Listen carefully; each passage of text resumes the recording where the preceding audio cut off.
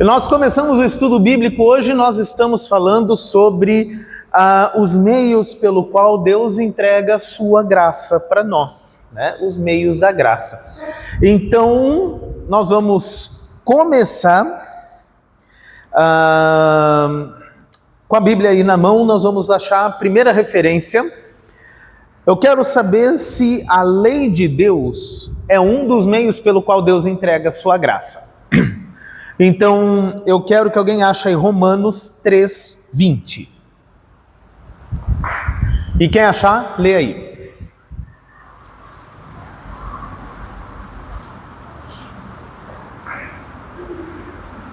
Porque ninguém será justificado diante de Deus, porque o homem da lei, pois pela lei veio o pleno conhecimento do pecado. Tá, então pela lei eu tenho o conhecimento do pecado e ainda está falando ninguém vai ser salvo pelo conhecimento da lei. Olá, tudo bom? Como é que vai? Seu nome? Pedro, tudo bom? Você que mandou a mensagem que estava vindo. Fica à vontade, vamos chegando aí. É o estudo bíblico, tá? A gente está começando agora, nesse momento.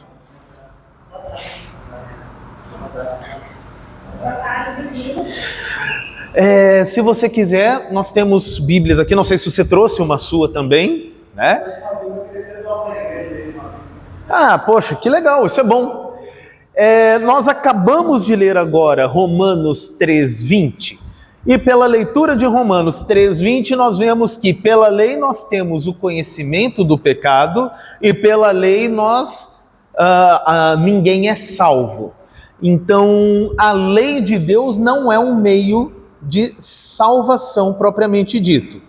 Eu quero saber se a oração seria esse meio. Então eu quero que alguém abra para mim Gálatas.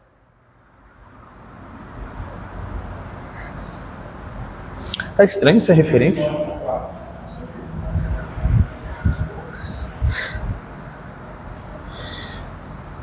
Não, tá estranha essa referência. Romanos vai até qual capítulo?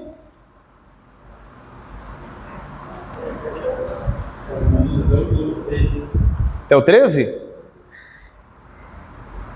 Não, essa referência foi anotada errada aqui, esquece. Ok, vamos lá. Passa para aqui para o próximo, que eu anotei errado a referência aqui. Vamos lá. O que eu quero saber é quais são os meios pelo qual Deus está entregando a sua graça. Atos 20:24.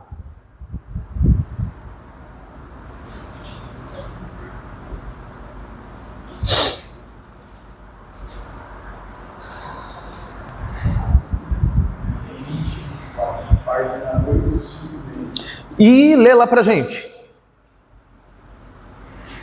Porém, em nada considero a vida preciosa para mim mesmo, desde que eu complete a minha carreira e o meu ministério e recebi do Senhor Jesus, para testemunhar o Evangelho da graça de Deus. O Evangelho da graça de Deus. Então, o que concede a graça salvadora de Deus? Sabemos que essa palavra é o Evangelho. E nós acabamos de ler em Romanos que a lei não é esse meio da salvação, mas o Evangelho é o meio da salvação que Deus nos entrega.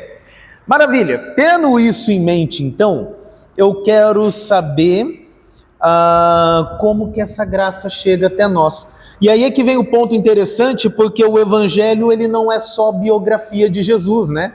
Como muita gente acha que ler o Evangelho é só porque você está conhecendo a história de Jesus. Não é isso. Evangelho da graça. O Evangelho ele é um meio pelo qual Deus nos transmite a sua graça. Romanos 1:17. Quem achar, lê pra gente.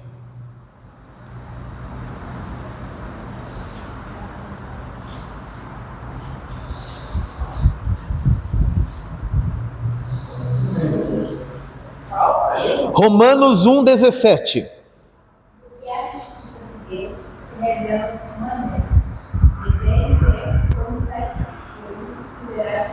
Mantenha isso em mente e lê Romanos 3:3, alguém.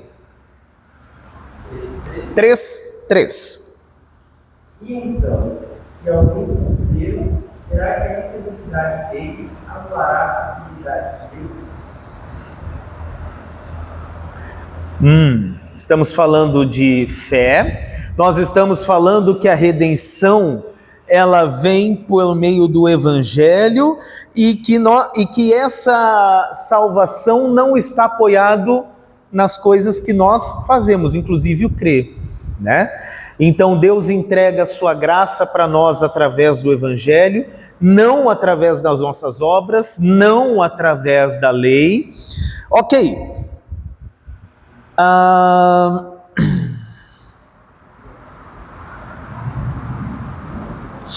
Eu quero saber então o que é esse conteúdo que o Evangelho tem de diferente que ele salva, ao contrário da lei. Alguém lê para mim Atos 13, 38. Atos 13, 38.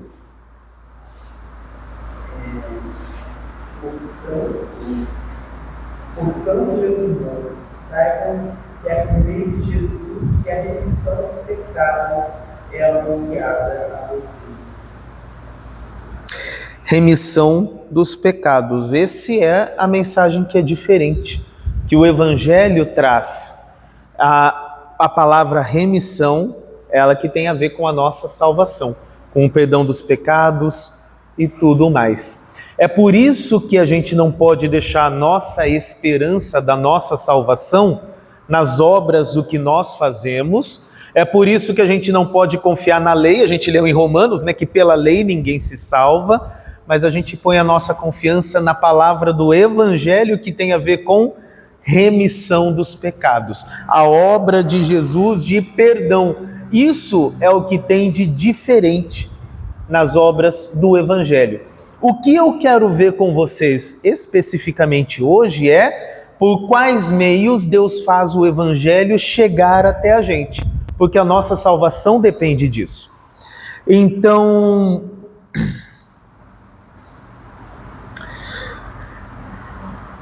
dá uma olhadinha para mim, Mateus 23,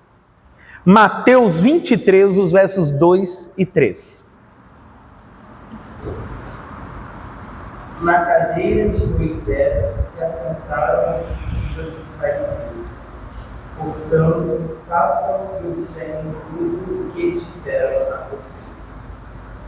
Mas não os imitem com suas obras, porque dizem que não fazem. Tá. Você tem referências ali, né?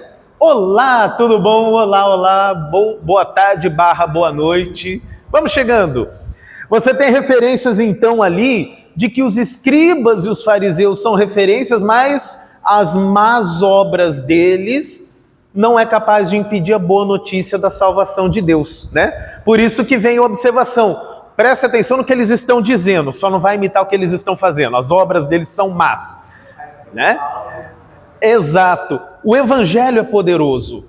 O Evangelho é a palavra de Deus. Por isso que falou, olha o que eles estão falando ali. A mensagem que está na boca, pelo menos, tem proveito, né? O que está na vida deles, vocês não vão copiar, não. Isso está errado. Mas a mensagem é poder de Deus para a salvação, apesar do mau exemplo deles. Se a gente for ler em Filipenses também, capítulo 1, a gente encontra a mesma coisa, tá? Os líderes, as pessoas que pregam, às vezes não são a referência, né? Elas são mau exemplo. Mas a palavra de Deus continua sendo poder para a salvação daquele que crê. E é por isso que o Evangelho, ele é eficaz, né? Bom, deixa eu pular aqui umas paginazinhas que senão a gente vai devagar no tema. Sobre isso, então, quando a pessoa está em crise de fé, ou quando a pessoa não tem fé e precisa vir à fé, do que ela precisa ouvir? A lei ou o Evangelho? Ela está em crise de fé ou ela simplesmente não crê, né? Não é cristã, para que ela reforce a sua fé ou para que ela tenha fé. A mensagem que ela precisa ouvir é a lei ou é o Evangelho? É o Evangelho. Se a gente prega a lei, é legal para a gente moralizar as pessoas, né? Faz isso, faz aquilo, não faz aquilo outro, não faz aquilo outro. O problema é o que a gente leu lá em Romanos. Ninguém é salvo na lei, ela não regenera. Mas o evangelho do perdão e da remissão de Deus, esse é poder de Deus para a salvação. Então, quando a gente passa por problemas de fé, minha fé está vacilando, aonde que eu vou procurar? No evangelho, esse reforço. Aonde que aquela pessoa que não crê, ela precisa ouvir a palavra? É no evangelho. Se eu não apontar para a obra de Cristo, para aquilo que Ele faz, para aquilo que Cristo conquista por nós naquela cruz, eu estou tirando exatamente aquilo que é o elemento da salvação, né? E é exatamente esse o ponto. Deixa eu perguntar, Pedro, você... Eu estou vendo aqui, já descobri, está no programa do Sérgio Azarada. Sim. Eu estava tentando lembrar de quando que a gente tinha conversado, era isso. Bom, aí eu quero fazer uma pergunta para vocês. A palavra sacramento, nossa igreja tem os sacramentos, né? A palavra sacramento, ela está na Bíblia?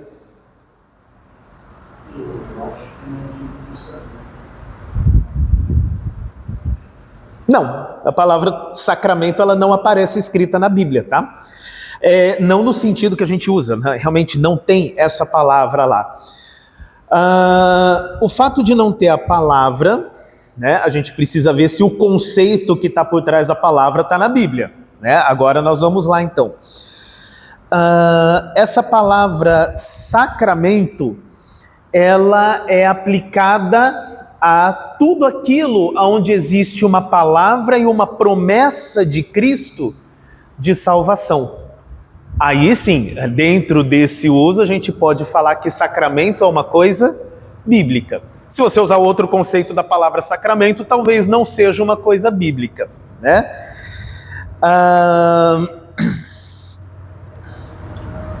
Muito bem. Qual que é a relação entre sacramento e evangelho? Esse ponto é que é importante. Se você for ver a definição, por exemplo, que a Igreja Católica usa dos sacramentos. O sacramento, ele é um rito e por si só aquele rito tem algum poder. Então, se você é batizado, você foi regenerado por quê? Porque o rito do batismo tem o poder de te regenerar, né? Basicamente é essa a explicação de sacramento que eles colocam. Nós não vamos adotar essa definição de sacramento. A gente acha que ela fica um pouco estranha no contexto bíblico, né? Mas a gente vai olhar para a palavra sacramento em qual sentido? As coisas que... Olá, tudo bom? Tudo bom? Tudo jóia? As coisas onde Deus colocou o evangelho, ou seja, a sua promessa de vida, a sua promessa de salvação. Ali a gente vai chamar isso de sacramento. Então, o sacramento, primeira pergunta básica, ela depende da piedade da pessoa que está administrando aquele sacramento? Não, ela é igual àquela questão dos escribas, né? Péssimos exemplos de vida. Mas ainda assim Deus diz, ouça pelo menos o que eles estão falando, né? Ali o poder de Deus está ali, né? Eu quero que alguém abre, por favor, Mateus. Não, a gente leu, né? Mateus 23. Foi o que a gente leu, né? É esse mesmo. Eles são péssimos exemplos, mas o poder de Deus para a salvação está na pregação do Evangelho. Está no Evangelho. Isso é poder de Deus. E por isso o sacramento ele não depende da dignidade daquela pessoa em si. O sacramento ele depende da fidelidade de Deus com a sua palavra. Isso é importante porque a gente está falando de evangelho. Não é o poder do pastor que vai fazer um passe de mágica e vai acontecer. Não, né? Não é o poder do escriba, não é o poder de um sacerdote, não. É o poder do próprio Cristo que fez uma promessa. É a palavra de Deus que dá validade para qualquer sacramento. Isso é o ponto importante, porque sacramento é uma das formas que você recebe evangelho. Essa relação fica mais clara assim? Então, é legal, por exemplo, o pessoal pergunta, né, mas A salvação não é somente pela fé? Sim, ela é somente pela fé. Ela não é pelo Evangelho? Sim, ela é pelo Evangelho.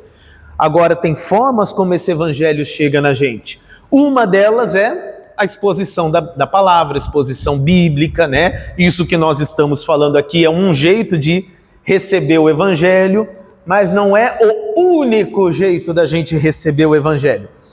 E aí, nós vamos então falar sobre o primeiro deles, batismo.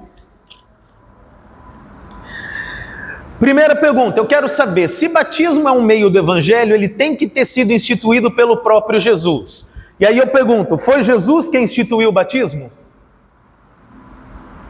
Foi Jesus ou não foi Jesus? João começa, mas o batismo que a gente pratica hoje é o batismo de João Batista? Não, então não é mais aquele terminou. O batismo que a gente pratica, ele é instituído por Jesus? Ele é instituído por Jesus. Alguém abre lá Mateus 28 e lê os versos 18 a 20. Quando Elias pede para assim, é uma coisa que viria a se tornar batismo depois, né? Já está anunciando ali com aquele lavar no rio, que existe uma purificação e tudo mais, está anunciando que para frente viria, né? O Antigo Testamento tem muito isso, né? Ele anuncia coisas de um jeito que depois vão se manifestar. Quem achou aí Mateus 28, 18 a 20? Alguém? Jesus, aproximando-se, falou-lhes, dizendo: toda a autoridade me foi dada no céu e na terra. Portanto, vão e façam discípulos de todas as nações, batizando-os em nome do Pai, do Filho e do Espírito Santo, ensinando-os a guardar todas as coisas que tenho ordenado a vocês, e eis que estou com vocês todos os dias até o fim dos tempos. Muito bem. Então Jesus, ele já deixa um comando ali, né? É a instituição de Jesus. Façam o batismo e ele tem um jeito de ser feito. Em nome do Pai, do Filho e do Espírito Santo. Agora a gente vai ver se essa questão é um batismo que deve ser feito na água. Tem vários textos, eu vou escolher um só, tá? João 3,5.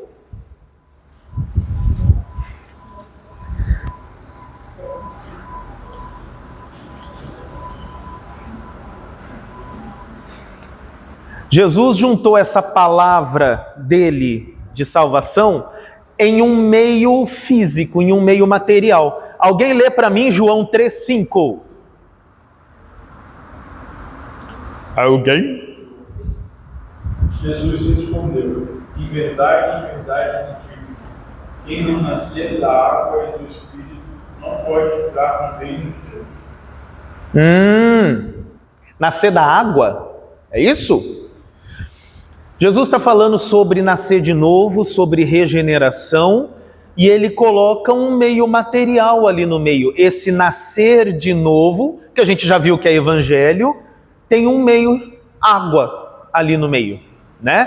Portanto, Jesus, ele cria o batismo, é uma instituição dele, e segundo que ele coloca essa promessa do nascer de novo junto de um meio físico, água. Não é a única referência bíblica, eu estou usando só uma aqui, mas aí a gente começa a entender o que é um sacramento, né? O sacramento, ele tem algo de físico que a gente vai usar, mas existe uma promessa de Jesus que está ali no meio. Ok. Dá para fazer batismo sem água, gente? Sem água? Não, né? Ele acabou de falar ali tem outras referências, mas você viu ali, né? Efésios 5:26. Olá, boa tarde. Seu nome? Carla, seja bem-vinda. Kaila, desculpa. Seja bem-vinda. Alguém lê pra gente aí Efésios 5:26. Você tem uma Bíblia? Serve também se você quiser, pode ser a física também, fica à vontade.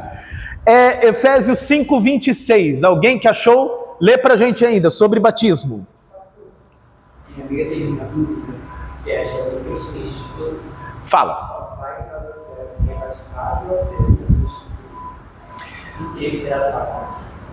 A salvação, ela é pela fé, né? Ainda mais luterana, a gente enfatiza muito isso, né? A salvação, ela é pela fé. O que é necessário, e ninguém é salvo se não tiver, é o elemento fé, né? Isso é necessário. O que a gente está vendo agora são as formas como essa fé vai chegar até a gente. Uma delas é ouvir a palavra de Deus, né? Que a gente já viu aqui nas referências anteriores ali, a palavra de Deus, ela é o meio pelo qual a graça chega até a gente. E esse eu acho que é o mais tranquilo para todo mundo, né? De entender essa parte. Agora a gente está vendo sobre batismo. E alguém vai ler para a gente agora o Efésios 5:26? E manda a leitura lá. Para que a santificasse, tendo-a purificado por meio da lavagem de água pela palavra. Lavagem de água pela palavra. Aí você vê que tem dois elementos juntos. Um é um elemento físico, água. O outro é um elemento espiritual, que é o quê? A palavra, né? A palavra de Deus, ela está unida a um elemento ali, que é a água. Portanto, o batismo, ele é uma forma do evangelho chegar até você. Não tem batismo se não tiver água, né? Nós já vimos em Mateus 28 que esse batismo é em nome do Pai, do Filho e do Espírito Santo. E essa é a questão interessante. O batismo é um lavar pela palavra. Existe palavra de Deus sobre esse ato. Não é simplesmente um rito que a igreja faz, né? Rito de confirmação, profissão de fé, isso é um rito, né? Se fizer ou não fizer, não muda muito. Agora, Deus coloca a sua palavra, a sua promessa, unida à água do batismo. Por isso, muita gente vai vir à fé pela pregação da palavra. Outros tantos vêm à fé através do batismo. Também é um meio. Deus tem vários meios de dar a graça dele para a gente. E ele é abundante em graça, né?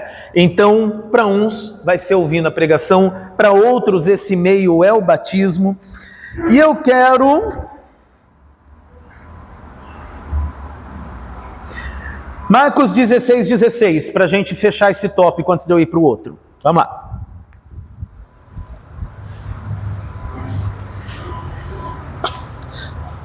Claro que hoje é só uma passada assim, tá, gente? Por cima. Mateus, Ih, já esqueci. Obrigado. Quem crê e ficou batizado será salvo. Quem, porém, não crê será condenado. Você percebeu que a Bíblia está juntando duas coisas ali? Ela está falando de batismo e de salvação juntos, né? A Bíblia nunca fala de batismo sem falar de salvação junto. É um tema que anda um junto com o outro. Por quê? Porque esse evangelho da graça de Deus, né? Não pela água. A água é água comum, né? O poder não está na água, mas porque a palavra de Deus está unida à água, existe esse lavar com água pela palavra. Quem crer e for batizado será salvo. Ok. Vimos que o batismo é um desses meios, né? Pelo qual dá-se a graça de Deus.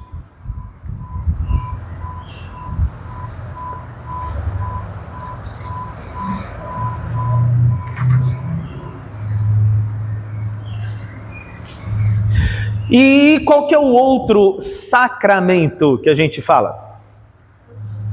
Ceia, né? Para ser um sacramento, a gente já viu, duas coisas são necessárias no contexto que a gente usa. Um, tem que ser criado por Jesus. Dois, tem que ter uma promessa de Deus ligada àquilo, uma promessa especificamente de perdão. Então, batismo a gente já viu, vamos à Santa Ceia agora. Que tem muitos nomes, a própria Bíblia chama de vários nomes isso daí, né? Tem mesa do Senhor, ceia do Senhor, partir do pão, a Bíblia mesmo enche de nomes, tudo bem isso daí.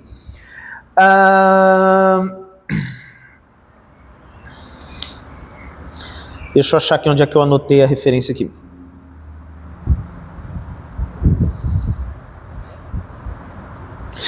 Primeira Coríntios 11, 26.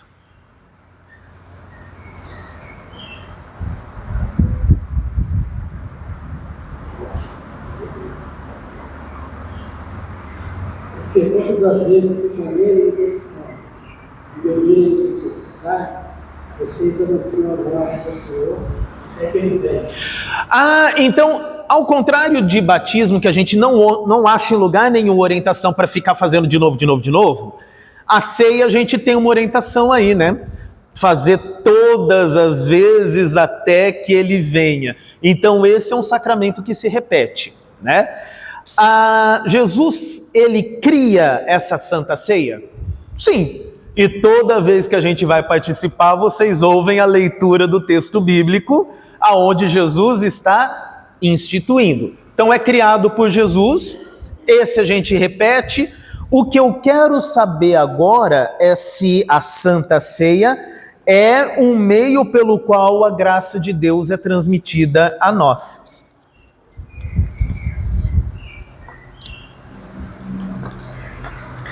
Primeira Coríntios 1 Coríntios capítulo 10, e depois que ler não fecha não, que a gente vai ler algo na sequência. 1 Coríntios capítulo 10, o verso 16.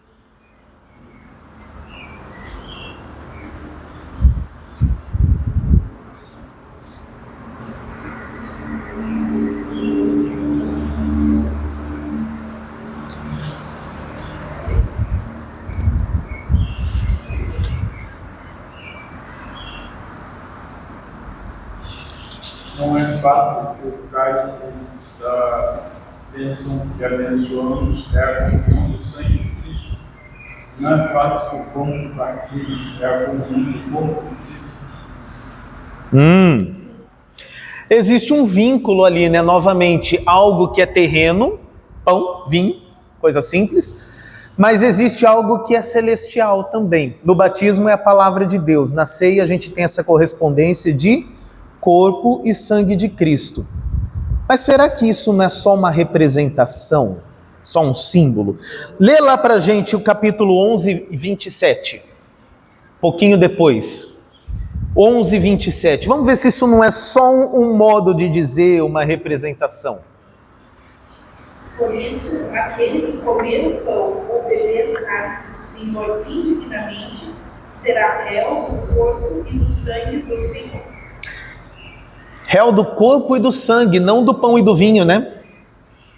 Então existe uma correspondência mais direta entre algo que é terreno e algo que é celestial. Agora, a grande questão é, existe uma promessa que é ligada à salvação, ou seja, tem que ser ligada à sua comunhão com Cristo, ao perdão dos pecados. Existe isso na Santa Ceia? Sim. Aonde que está isso?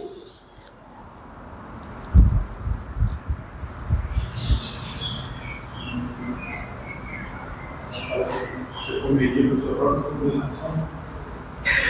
Também faz parte. Mas lá nas palavras da instituição, aonde Jesus está, né, fazendo a Santa Ceia ali. Lucas 22, 20. Vamos ver se existe alguma promessa de reconciliação com Cristo, se existe uma promessa de perdão que está anexada ali.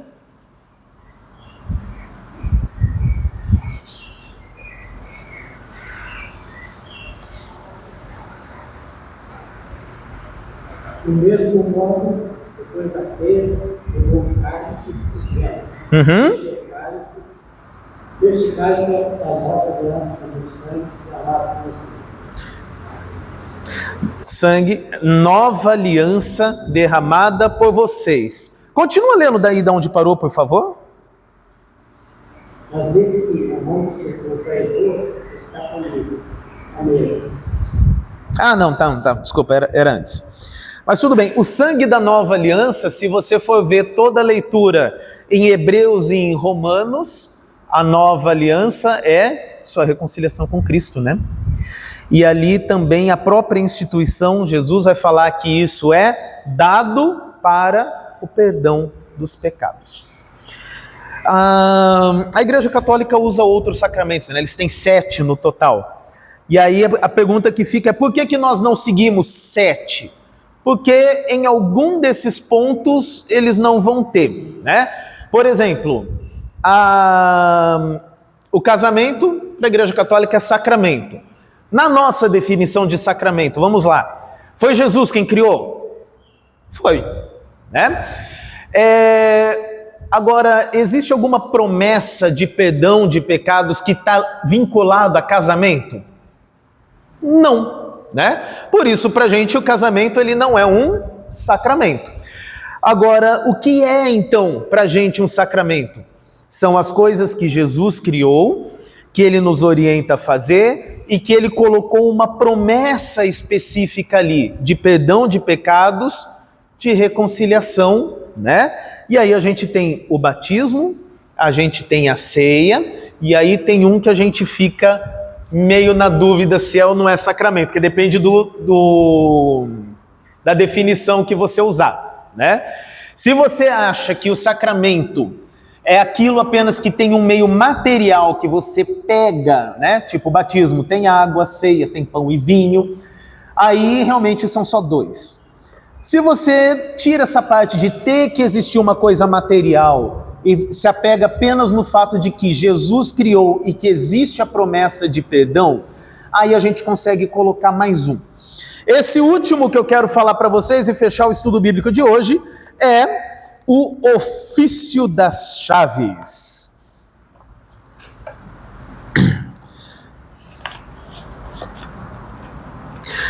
Vamos lá. Eu quero que alguém abra Mateus 16, 19 e outra pessoa já vai abrindo aí João 20, 22. Primeiro vai ler o de Mateus 16, 19, depois alguém vai ler João 20, 22. Ali está o ofício das chaves. Vamos entender o que é isso. Esse é Mateus? Tá, lê pra gente ali, Mateus 16, 19. Eu darei as chaves do reino dos céus. O que você ligar na terra, terá ligado nos céus. O que você desligar na terra, terá sido desligado nos céus. Então Jesus fala com Pedro, nesse contexto, é Jesus falando para Pedro e dando a ele uma prerrogativa diferente, né? Ligar e desligar coisas na terra. Isso tem a ver com perdoar pecados. Agora a gente vai ver isso em João, capítulo 20, versos 22 e 23.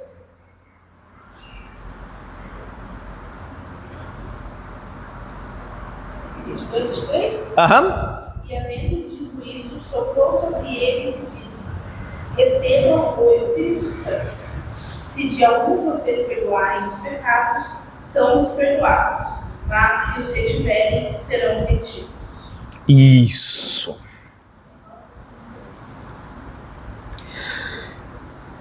Perdoar pecados, e se você perdoa esses pecados, eles são verdadeiramente perdoados. E se você retiver os pecados, eles são também retidos. Isso que é o ligar e o desligar que Jesus estava falando para Pedro, né? Ou seja, não era só Pedro que recebeu isso, né?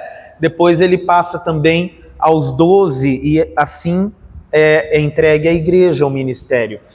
Perdoar e não perdoar pecados. É muito comum a gente ver o ofício das chaves nas igrejas em geral, né, nas igrejas evangélicas, pela parte mais ruim ali, né, do reter o pecado.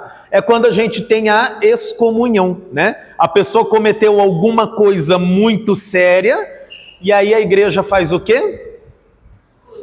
Exclui. você faz o quê? Ah, não, tá tudo certo, tá tudo perdoado. Não, né?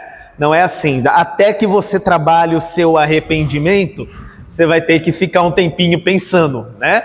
Esse poder de reter os pecados até que haja arrependimento é mais comum da gente ver, né? Agora, o que é menos comum da gente ver na linhagem evangélica é o outro lado do ofício das chaves, o de proclamar o perdão dos pecados. E é claro, perdão dos pecados tem a ver com a tua salvação, com o reino dos céus, né? Por isso, a frase de Jesus, se de alguns perdoar os pecados, serão perdoados. Ou seja, o perdão proferido, ele é de fato perdão de Deus.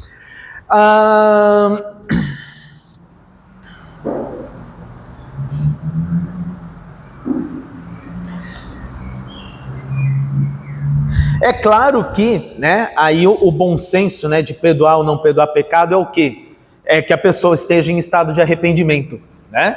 Mas para a pessoa que está arrependida, aí vamos lá, vamos voltar lá no assunto inicial que a gente falou aqui.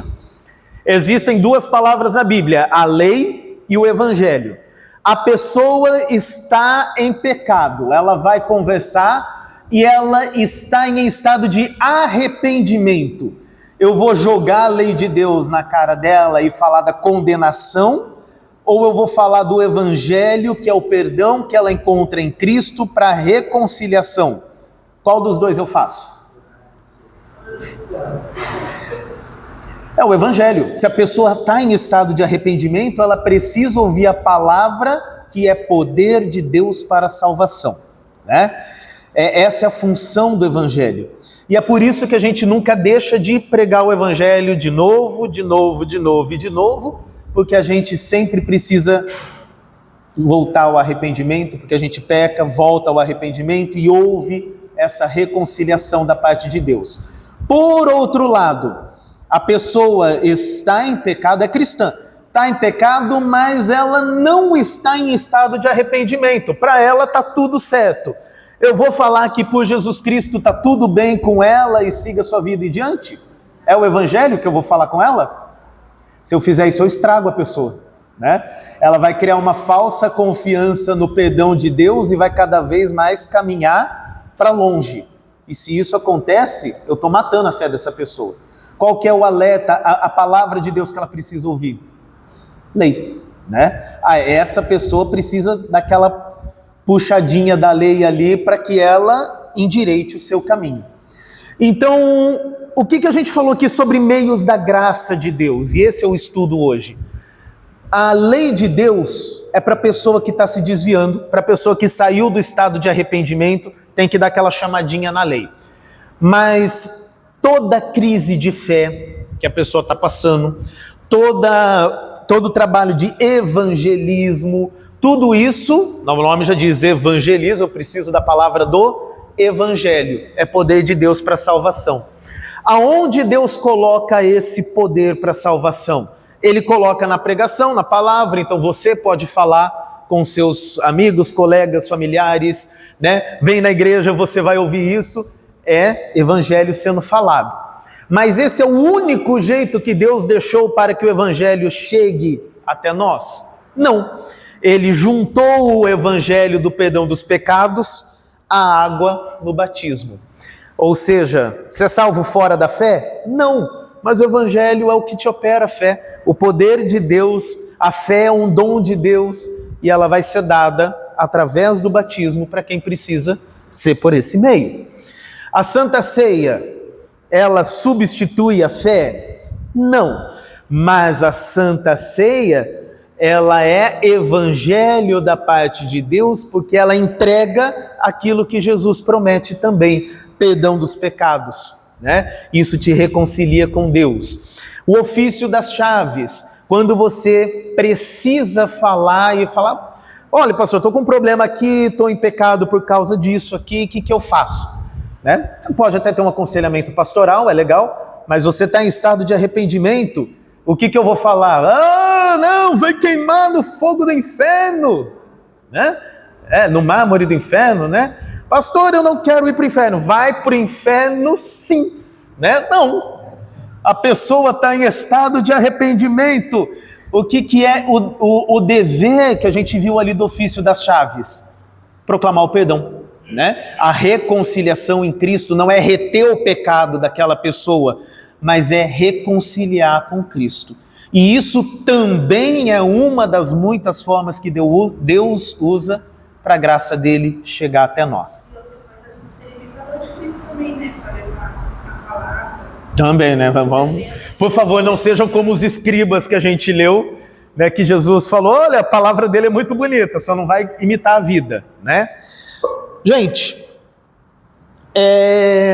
isso eu acho que é interessante a gente falar sobre meios da graça. Eu vou interromper aqui a gravação, que depois eu ponho na internet.